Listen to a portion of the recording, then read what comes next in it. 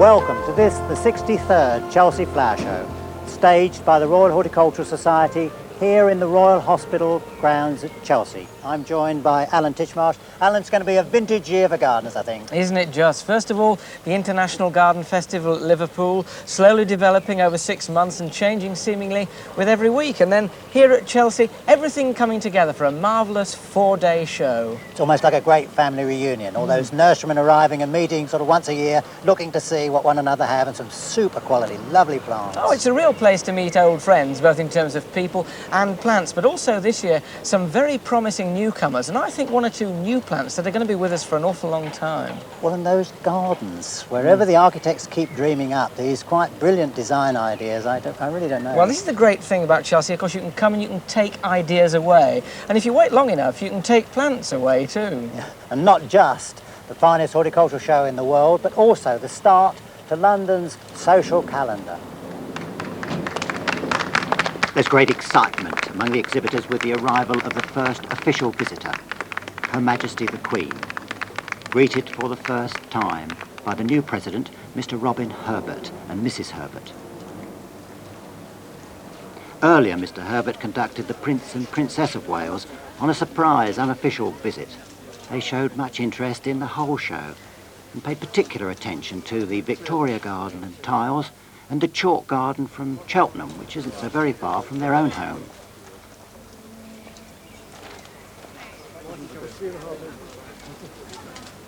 Princess Michael of Kent picking out the new roses. And Princess Margaret, accompanied by John Hillier.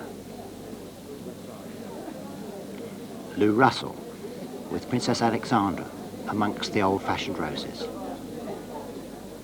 It's the highlight of the year for all those exhibitors who've been working away for months, all their hopes and aspirations to be judged in the next few hours. And when the members began to arrive at 8 o'clock on Tuesday morning, it had been pouring with rain all night, but that didn't stop them from pouring through the turnstiles, brollies at the ready. During the 4 days of the show, 250,000 people will meander through a 27-acre patchwork of gardens and flowers, looking for new ideas and new plants, both in the open and under cover. And just look what greets the eyes of those visitors as they enter the grand marquee. Strident geraniums spilling from Acosta's barrow. Pastel-coloured peonies with their goblet-shaped blooms, and tree peonies with tissue paper petals and finely cut foliage. And those indispensable flowers that bloom in the spring, the irises, in some startling colours. But the keynote of Chelsea is quality, and you won't find better rhododendrons than these anywhere. Not just the usual pink and red varieties, but dusky purples like Frank Galsworthy too. And if you've got a small garden, then the Yakushi Mainam hybrids are for you. Short and stocky plants that flower so prolifically that their foliage almost entirely disappears from view.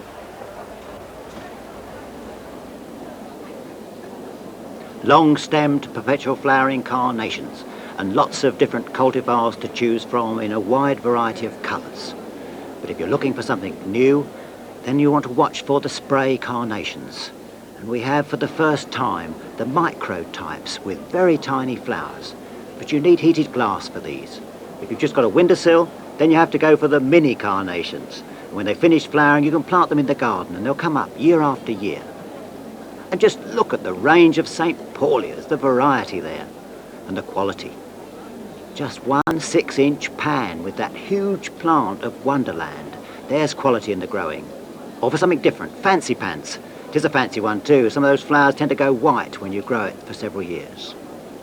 And the scarlet bracts on ginger lilies. These have come from the Barbados, where they're working away, building up an export trade. Regular patrons to Chelsea will be familiar with sights like this, billowing banks of foliage and flowers overhanging a crystal clear pool. And it's a sight that's especially welcome on the stand of one of the country's leading tree and shrub growers, a family firm that over the years have brought us a host of plant introductions. 10 years ago, we had this, the Dowick Purple Beech, a lovely copper beech, but an upright grower, doesn't spread too far sideways if you've got a fairly small garden. And another surprise this year, a patio garden. But a patio garden with a difference, planted up to offer interest right the way through the year, starting in January with the golden leaves of the variegated yew, the witch hazel now sadly past its best, but look at this coming into its glory, a variegated form of Viburnum tinus. Spring comes subtly if you grow rhododendrons like Brookside with apricot pink and yellow flowers, shown off to perfection against the bronzy red new growths of Photinia, an absolute cracker for chalky soil if you can't grow Pieris. And so too for chalk is this, Robinia hillieri, little trails of laburnum flowers in pale pink. And then on to the scents as well as the sights of summer. The Moroccan broom with its yellow cockades is loved by bees and loved by our noses too because it smells just like pineapple. Then there are the leptospermums from New Zealand, tiny pink powder puffs on wiry stems, until eventually we get to winter and traditional British flowers like mistletoe and evergreen variegated holly, none brighter than Golden King.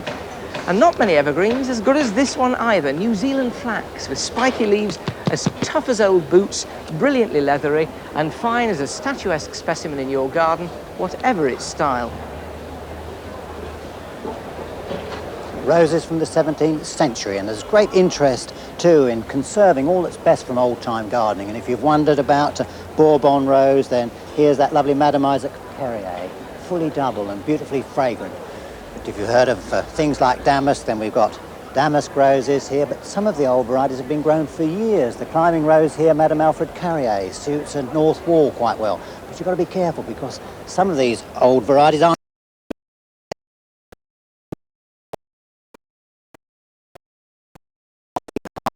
the variety Little White Pet, except it's been grafted on a stem so that we have it up above the other shrubs. And then of course for arches, there's a variety that's high, the variety Little White Pet, except it's been grafted on a stem so that we have it up above the other shrubs. And then of course for arches, there's a variety that doesn't know quite whether it's a shrub or a climber. You can use it for both. The variety Shropshire Lass. It has Madame Butterfly in the blood, and it attracts a lot of attention at Chelsea in the last few years.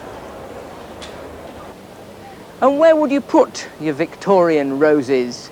Answer, in a Victorian garden.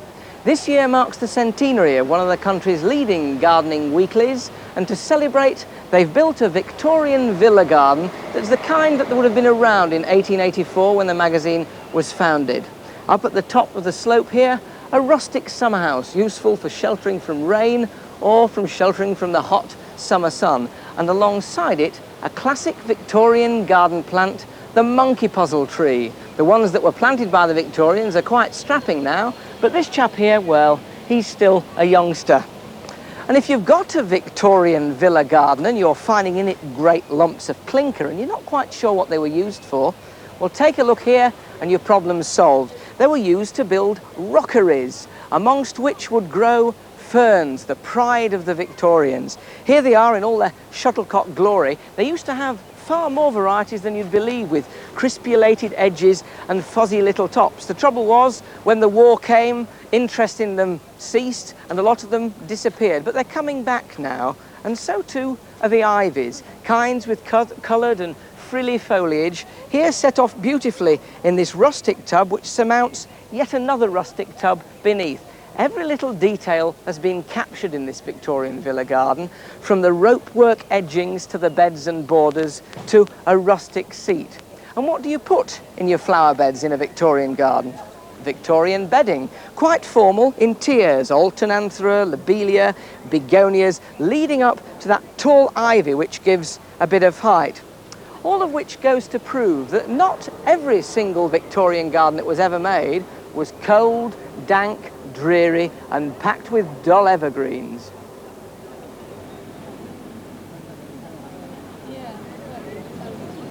This garden's sponsored by a local radio station and designed by Cyril Fletcher. He tells me he'd got the common man very much in mind, although the dovecot is a carryover from last year. That attracted attention and Cyril thought that people would home into it again this year.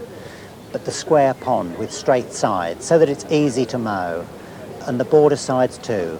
The fencing, fairly cheap, but great masses of colour to attract the ordinary person's eye. A leading high street store has been working away for 8 years trying to win one of those coveted gold medals. And it was 4 silvers and 3 silver gilts. And this year they're cock-a-hoop. They've won the gold. The garden was designed by David Stevens. He'd used old and new materials and tried to make the most of the split levels. So there were plenty of places where we could go out and sit. And then the planting.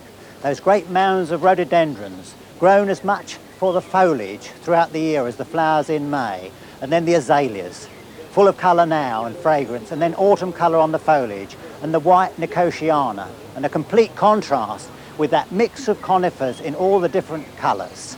And then over the pond, the lovely cut-leaved acer. There'll be some covetous eyes cast in this direction over the next few days.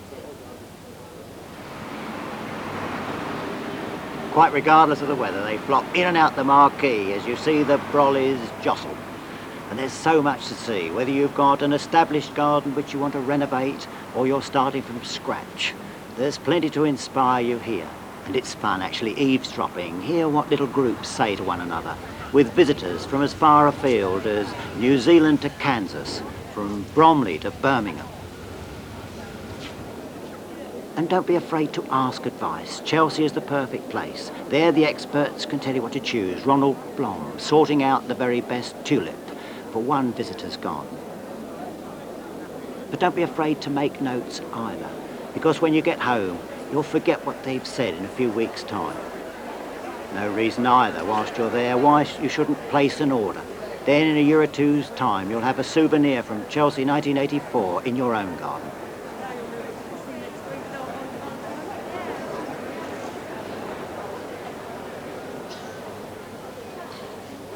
When I was a lad, I had a paper round, and one of the first flowers I remember noticing was a purple clematis winding its way around somebody's front door.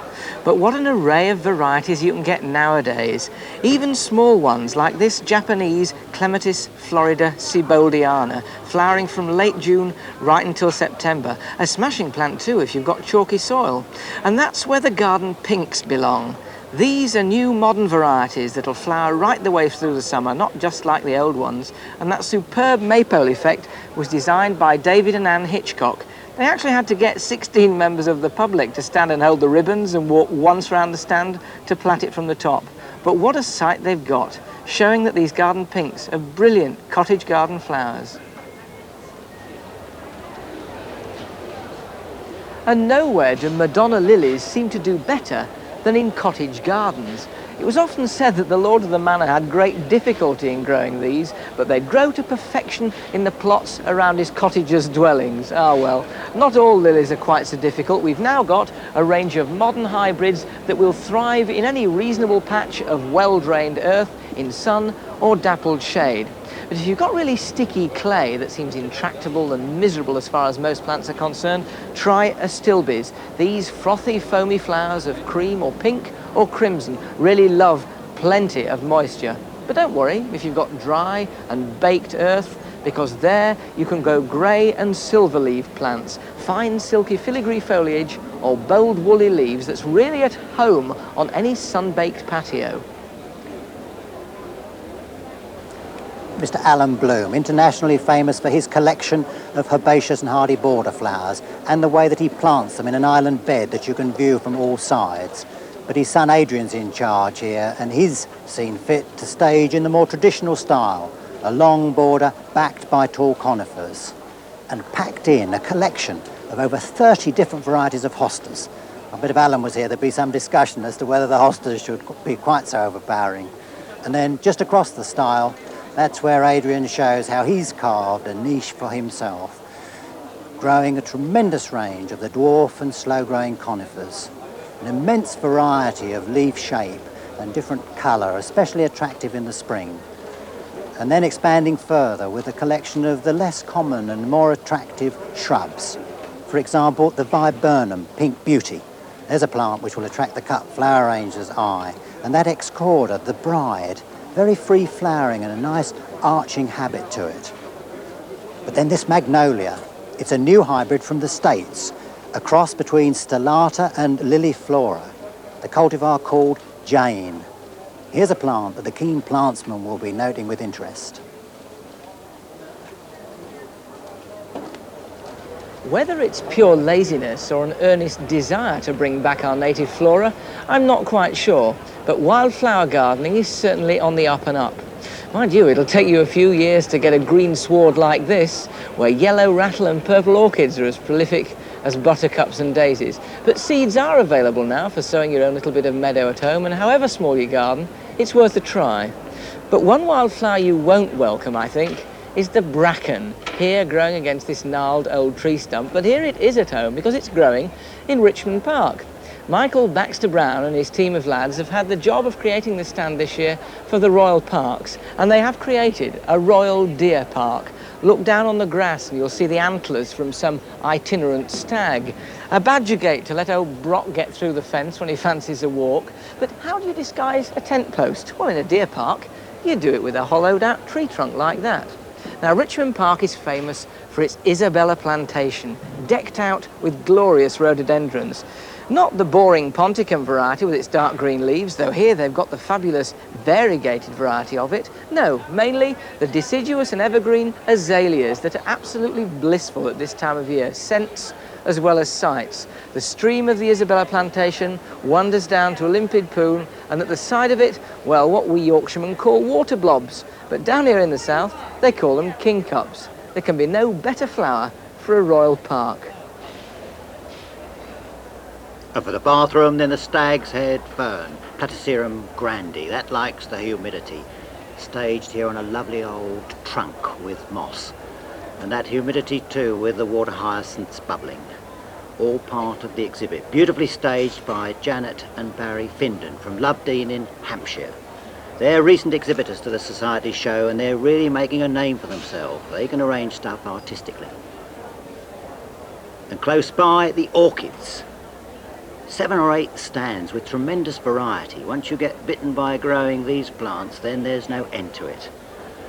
And Mr. Frost from Haywards Heath, he's moved his cymbidiums out to around the pond to make room for the tomatoes, but he keeps space in the heat for that special Dendrobium nobile, and he's lent it to the Orchid Society of Great Britain for their show for 4 days. Lovers of colder climates will be making a beeline for the alpines and rock plants, here shown to perfection by the Ingwissons on a table rock bed. And what better to show off your alpines than dwarf conifers like this tiny Japanese cedar. Lewisias from North America. Been over here for a long time and love to grow with their rosettes in vertical crevices so they don't catch the water and rot. This brilliant strain is the Sunset strain, raised from seed by Jim Jermyn, and these plants are just 2 years old, showing fabulous variations of pink and a glorious deep apricot. The Victorians absolutely adored auriculas, and Brenda Hyatt's made them her speciality. They really aren't as tricky as you might think and seem to thrive in the garden on neglect. This one's a show auricula, beautifully formed, well-spaced blooms, and the doubles that she's making a special effort to promote. Fabulous looking flowers.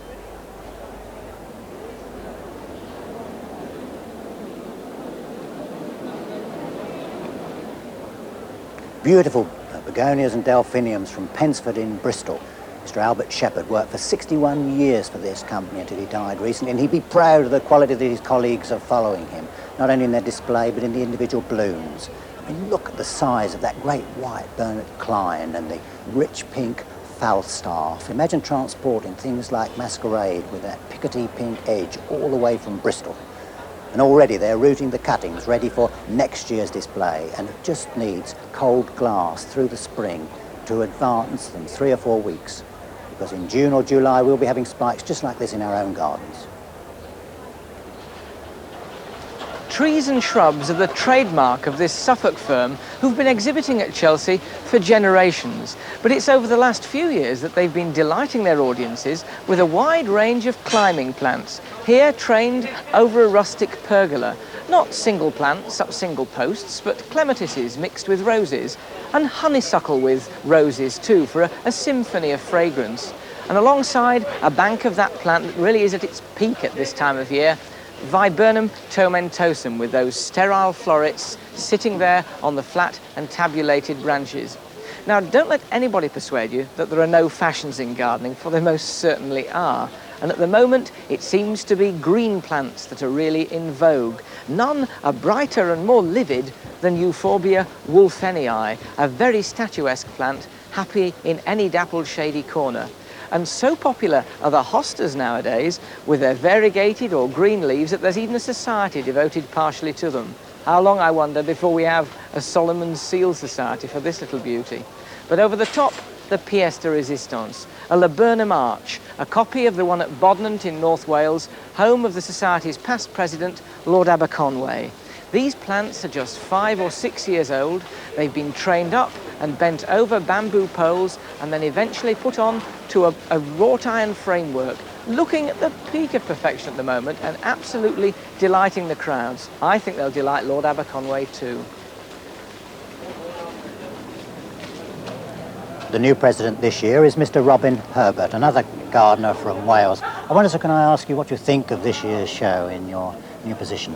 I think we have here a quite outstanding show with an enormous amount of interest for all gardeners, wherever they may garden. Tremendous variety of plants.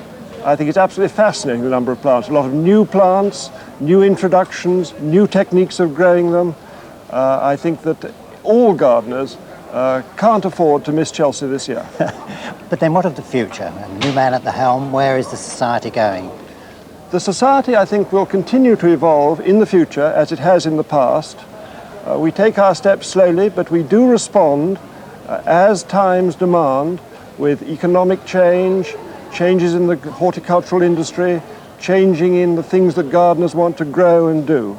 So, you almost welcome these small front gardens that we have built out on the bank, then the back gardens too, smaller I'm scale. delighted with the gardens that we have here today, including the small gardens you refer to, with their cottage courtyards in front. And I'd like to refer to the quotation of our patron, Her Majesty the Queen, when opening the International Garden Exhibition at Liverpool, when she said, "Gardening has been a national occupation for centuries. There cannot be any other occupation that absorbs equally every section of society." And that's as true of this society as it is of society overall. Thank you, sir.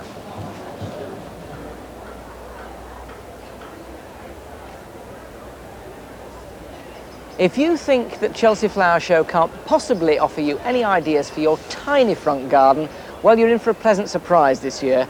A leading Sunday newspaper held a competition, and these are the 3 winners. The first one, a plantsman's garden with a raised bed packed with choice plants, and another bed down there for stuff that perhaps likes a little bit of shade. There's even the 101st use for that dead cat.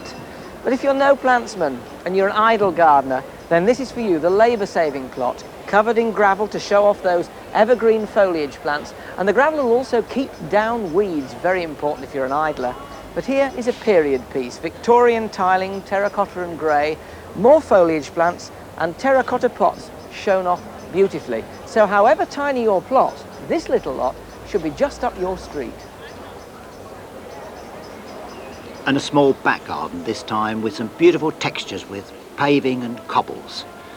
Designed and constructed by Faith and Jeff White. And they've got lots of spring bulbs from Holland. Everything from species tulips to fritillarias. Well-grown plants, tastefully planted. On this, one of the regulars, a garden sponsored by a leading Fleet Street paper. Designed and constructed by father and son team, Donald and Guy Farthing. And Guy's idea was family circle. All of the beds, the lawn, the flower borders, even the fort for the children to play in circles, and leading down to the sandpit. And a patio too, circular, for barbecues and the rest. And even the water feature, a millstone, safe for children. One of several worthy gold medal winning gardens.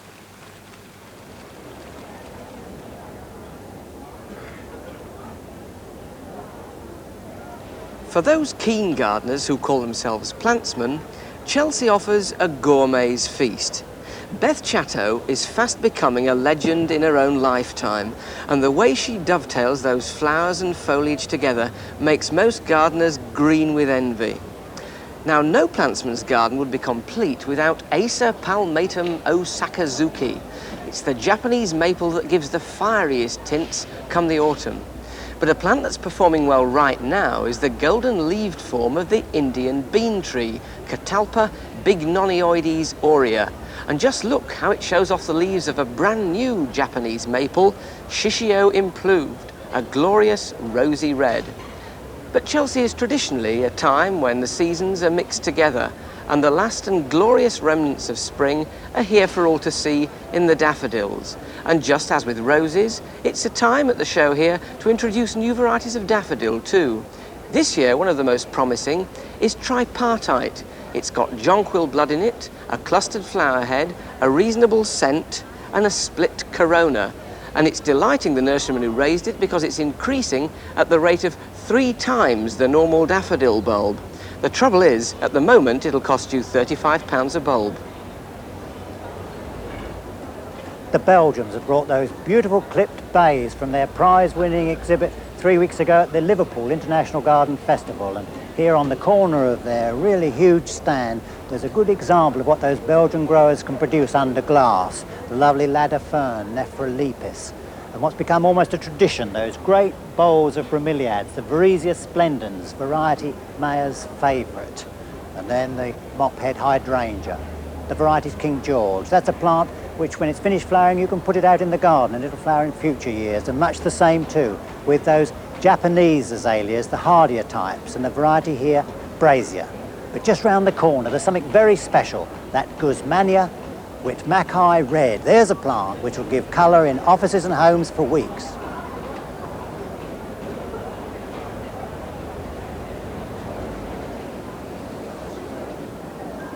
Crimson anthuriums from South Africa in a different style in design. Those twisted vine stems were shipped out for last year's show but arrived a week too late.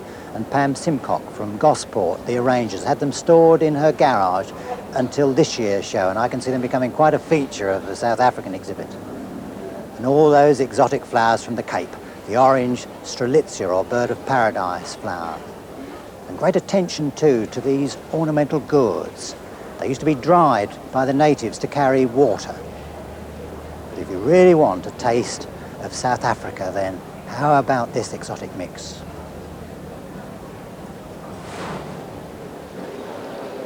And so to the Japanese art of bonsai. You might, I suppose, think that it's cruel to restrict and train potentially enormous trees, but then they can't be too unhappy if they survive to reach the venerable age of 200 or 300 years. This is the prestigious monument site, and at this year's Chelsea, it boasts the largest bonsai stand ever, with over 500 of these miniature trees. Even the Japanese visitors are admitting to never having seen a collection like this before. Anne Swinton from Somerset has produced an amazing picture of trees that are really meant to be looked at from only one side. But here you can walk round a Lilliputian grove of pines and Japanese maples, discovering along the way some of Anne's favourites. There's Horace, the 180-year-old juniper who's become her trademark. A Scots pine in a blue jar that was bequeathed to Anne by its original collector. And pride of place in the startlingly lit tea house goes to a 200-year-old corkbark pine, too delicate and valuable to be placed any nearer to a public walkway. This remarkable landscape could turn the most ardent cynic into a bonsai fanatic, an appellation that Anne Swinton is happy to live with. There's a separate, smaller marquee for flower arrangement clubs working to the theme anniversaries. Brian White from Dumfries chose the 50 years of Glyndebourne and the swish of the curtain. Gwen Hancock and Janet Heumann from St Albans went for humour with Donald Duck's 50th birthday. Holly Coles and Joy Long from Windrush near Whitney were the only arrangers to choose 25 years of the National Association of Flower Arrangement Societies for their display. And back in the main marquee, crowned by those model oast houses, it's the turn of Kent area to arrange the main display. They chose the Garden of England for their theme. The designer Judy Ward and her team of 12 included all the good things we've come to expect from that part of the country: flowers, fruit and hops.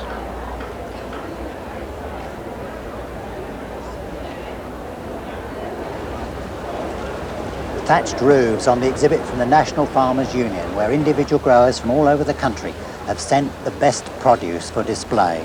And this year the theme is Storehouse of the Nation. And Alan Nunn has been trying to recreate that feeling of barns and storing everything through the winter. And as soon as the show is finished, all this structure comes down and goes to Liverpool for their Harvest Festival show in October. And there, the visitors will have a bit more space to wander through the stand and look at the quality of the produce. For example, that great river of cauliflowers driven up on lorry by Mrs. Montgomery from Thanet yesterday.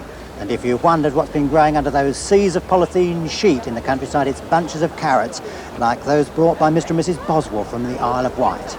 And then great bramleys from Wisbeach and from the orchards of Kent. And something to really tickle the taste buds, asparagus from Mrs. Aveling in Suffolk. But of course the glasshouse growers are there too, with those beautiful cut roses and year-round chrysanthemums. Well, you can't pick your own here. The only person who's likely to taste these berries will probably have royal connections. Strawberries look good in hanging baskets. They're not probably particularly easy to grow there, but they are easy to grow in tower pots, and their berries cascade over the sides, keeping them well free of any kind of soil or mud splashing. If you want a modern variety that's really tasty, I can heartily recommend Tenera. But if it's the large and juicy varieties that you go for, well, Maxim has a berry that's bigger than bite-sized. Herbs are among the most ancient of garden plants, grown not just for their culinary qualities, but for their medicinal properties too. And they're making a welcome comeback, due in part, I think, to the fact that they're so good looking, especially when they're arranged in a pretty little parterre like this one, which is edged with dwarf box hedging. And if you're trying to fit fruit into a tiny garden and really can't work out how to get in a few apple trees, how about this idea? Cordon apples trained over a wire-hooped pergola. It was the monks who originally started growing apples trained in this fashion. They'd strap them in around their cloisters, but come the dissolution of the monasteries and the demolition of them too, the cloisters were replaced with arches, and the citizens of the time did this, cordon apples tied into these hoops. Now, if you're growing cordons, you'll find it's an amazing way of getting quite a lot of apples out of a relatively small space. And it's also a marvellous way of linking one part of the garden with the other, a very tempting walkway. You can even mix your herbs and your fruit together. Come down to the foot of this apple tree, and what do you find? Hard paving, edged and planted, first with thyme, beautifully fragrant when you walk on it, and over there, chamomile. It's what Peter Rabbit had in his tea, but as far as we're concerned, beautifully fruity aroma, whether you walk over it or put it in a chamomile seat and sit on it.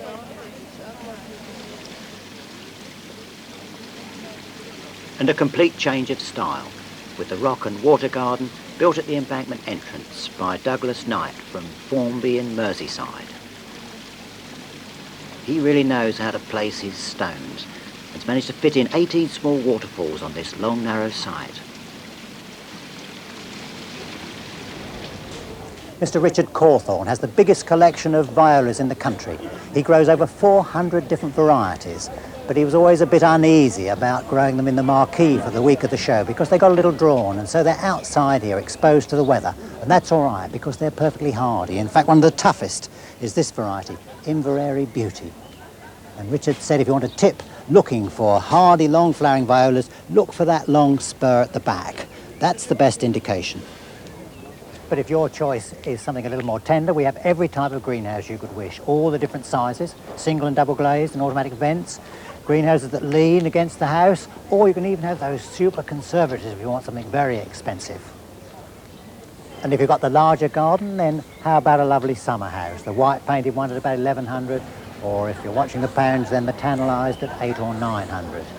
And if pennies are really important, then the new bubble polythene covered greenhouse. That saves the heat somewhat in winter. And just across the avenue, then we've got every kind of machine, from ride-on mowers to the tiniest trimmer and trimmer.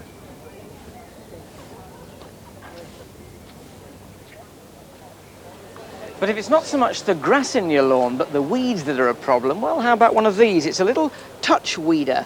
Push it and out comes the sponge there. You load the weed killer into the top here and simply place that down on the ground to spot, touch and kill the weeds you want to bump off. And there's no danger of any of it spreading where you don't want it. But with all that wet, how about the slugs? I mean, here we've got a completely new slug killer. It just comes out like toothpaste in a little squirt. None of that brand to attract pets and dogs, much safer. And the slugs don't half go for it, doesn't half kill them. No, see, it's not so much slugs that are a problem in my garden at the moment as birds bumping off things like broad beans. But they wouldn't come for much longer, I think, if they saw one of these. And I think it might frighten off the cat as well. How about a kestrel hovering over your veg plot? You've got one of these little bouncy poles and you sort of pull it and stand well back. Trouble, I don't think my daughters would leave that alone. No hope for him, is there? But if the roses, you know, are getting a bit sort of shaky, those rustic poles got rotten, then the plastic covered steel tube, quite secure once it's up, and of course it won't rot. Soon covered if you don't like the plastic. Well, the thing is, I've got quite a lot of climbers growing on walls, and I found these little things very useful. Plastic plant ties, but with, in the centre, a piece of sort of epoxy resin. Looks almost like modelling clay. You stuff it in there when you've mixed it and kneaded it together with your fingers, and then it can go over and stick, hopefully, even in wet weather, on the wall like that, and you move it round, whoops, when it sticks on properly, go on, and actually sandwich your plant in between it. Very nifty little thing, sets hard within a few hours. And once it's on, you never get it off, can you? But then how about this as a tree tie?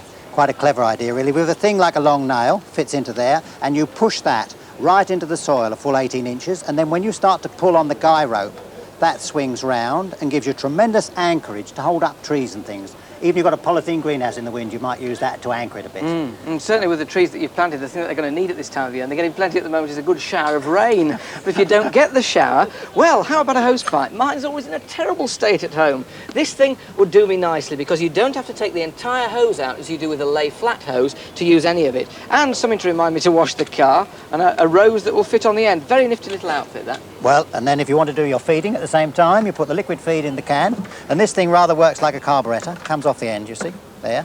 Put that on and screw that really tight, and you can adjust the flow by just moving that thing up and down and go around feeding everything and watering at the same time. You're the man who has everything, really, aren't you? Well, you haven't got this. Look, you like this.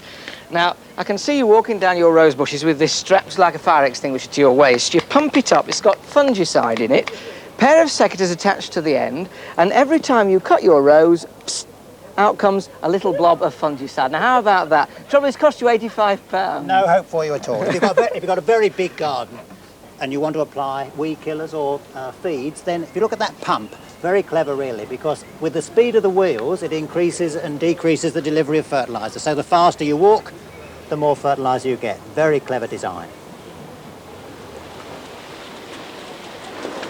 Students of landscape at the Merriswood College down in Guildford have as part of their course a garden to build. And this year's constructors are next year's designers. And when this year's team looked at their plan, they thought it was just a shade ambitious and pretty daunting to take on this kind of superstructure, because they have the hard landscaping to do as well as the soft. And the theme is one of a paradise garden of Moorish themes. And they were using not only new materials and a completely new design, but a lot of the plants are new, because prior to that, they'd been using similar broad-leaved hostas and foliage plants predominantly. But this year they've brought in Cytisus praecox, for example, and the cordyline. One or two old favourites still remain, the purple-leaved cotinus we've seen on several years. Well, they've been successful. 6 years running, they've had consecutive gold medals. And this year they've really crowned it, because they've won the trophy for the finest garden outside in the show.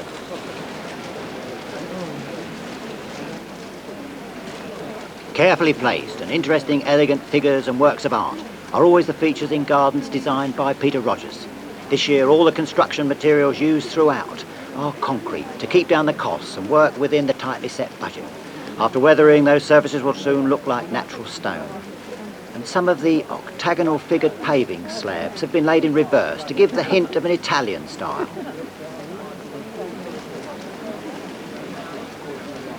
This is what you might call a classic Chelsea garden. Handsome pieces of sculpture, trees that are suitable for small gardens like this Young's Weeping Birch, and cleverly worked out angles that are crafted to give you different views of the garden as you turn the corner. But it's also a garden which doesn't dodge the question, what do you do with the vegetables? It comes up with a fairly neat answer. You screen them but not behind a fairly flat and uninteresting piece of interwoven fencing. You simply screen them with posts, spaced 6 or 9 inches apart, preserved to give them a longer life, and also gently undulating. And at the other side, you grow your trained fruit trees, fan-trained apples and pears, so that behind there it's productive as well as pretty.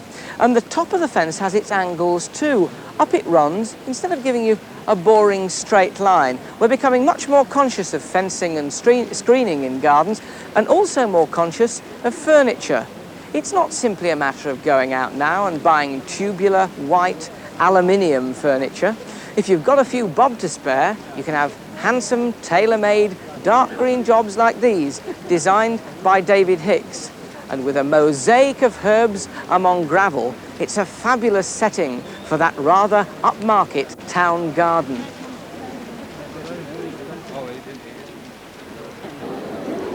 And if it's raining, don't grouse. Sorry about the pun, but it's a new variety of ground cover rose. The idea is we plant one every square metre and they grow at great pace and completely cover the ground and smother the weeds. Varieties like pink bells and white bells. Lots of new varieties. But quite honestly, it's those bowls of cut blooms that really catch the eye in very nearly every colour you could imagine. And there's great excitement too when the personalities arrive to see the new varieties named after them.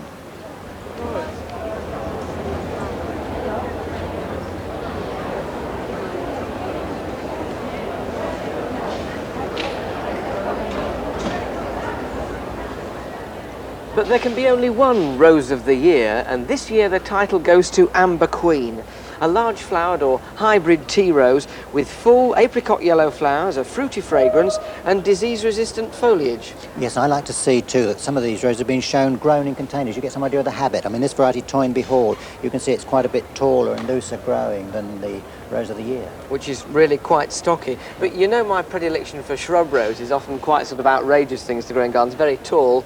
Well, here's one that's a bit shorter, and it looks to me like my old favourite, Cardinal Richelieu, because it's a sort of cassocky purple. Well, in fact, it's a new shrub rose, repeat flowering, and it's called Cardinal Hume. Good fragrance on that one too. Well, and some roses to raise money for charity. I mean, here's a variety called Avocet. Jack Harkness, who raised it, lives near Minsmere, and he tells me he's had a lot of pleasure from those. And this is a good garden rose, very free flowering.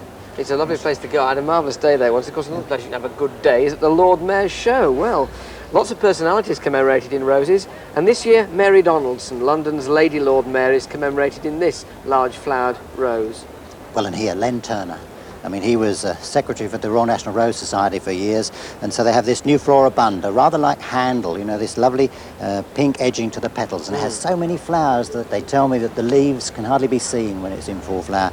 It had a silver medal award too in The Hague 2 years ago. Well, it's rather good actually, because Handel's slightly paler than that. You've got a good dark edge on that one, haven't you? And of course the flower arrangers will be pleased because their 25th anniversary of NAFAS, the National Association of Flower Arrangement Societies, is commemorated in this rose here. Rather a beauty, that one, I think. But then we have hope. I think for gardeners who want a good, strong yellow, Pat Dixon has got a whole series of yellows coming through, I think. And whilst this might not quite meet the showman's purposes, very rich foliage and strong, healthy thing. I think this is one we're going to see in the gardens. Well, talking of showman, this is one you are most definitely never going to forget. With a year like we've had this year for ice, what better than a rose, a large one like this, called Torvill and Dean.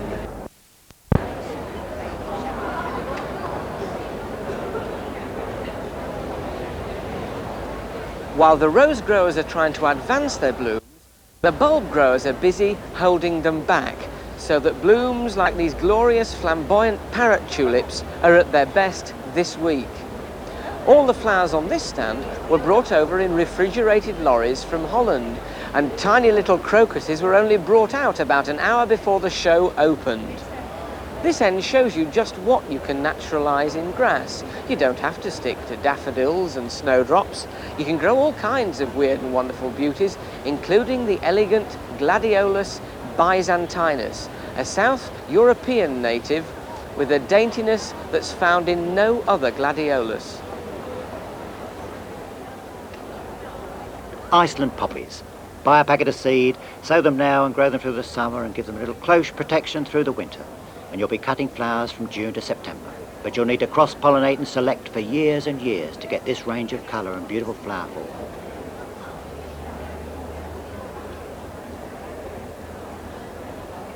A favourite flower for greenhouse and garden, that's the fuchsia, and these ballerina blooms are pirouetting on plants of supreme quality.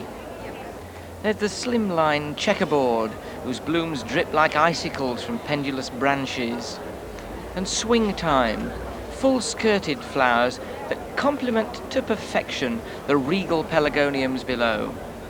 These are the stately relatives of the humble windowsill geranium. They're fully 2 feet across and only 1 year old, and they're growing in 9-inch pots of rich compost. You'll have to work hard and feed them well to produce plants like these, and although they don't bloom for quite so long as their less classy relatives, they have superb blooms that absolutely cover these whiskery green leaves. Each year, the support increases from parks departments all over Britain. Aberdeen has one of the largest collections of cacti in Scotland, and Parks Director David Welsh cleverly exploits the low winter heat requirements of cactus under glass, and has a large desert garden in the Duthie Park greenhouses. This small selection, beautifully staged, has to make the return trip 500 miles on Saturday. The corner of a crofter's tiny field of barley, part of the display from Edinburgh. Scotland and its reputation for whisky making is their idea. They even have the spirit still, made on a wire framework and studded with thousands of yellow chrysanthemum heads. Even to the detail of the valve, picked out in that new variety of French marigold, Queen Bee. That's a lovely garden variety. Sword-shaped arching leaves on Pandanus baptistii. You can spot the style of Birmingham Parks displayed a mile off. They really have the knack of picking out colour ranges. For example, the creams, the yellows, the greens and the whites, blending these into a sparkling bank of flowers and foliage. That's the style of artistry they've almost taken for granted at civic events in the Midlands. You'd expect some kind of bedding scheme from a parks department, but you'd expect something a little bit special from Torbay, and we've certainly got it this year. Last year they gave us a Devon cottage, and this year a full-sized horse.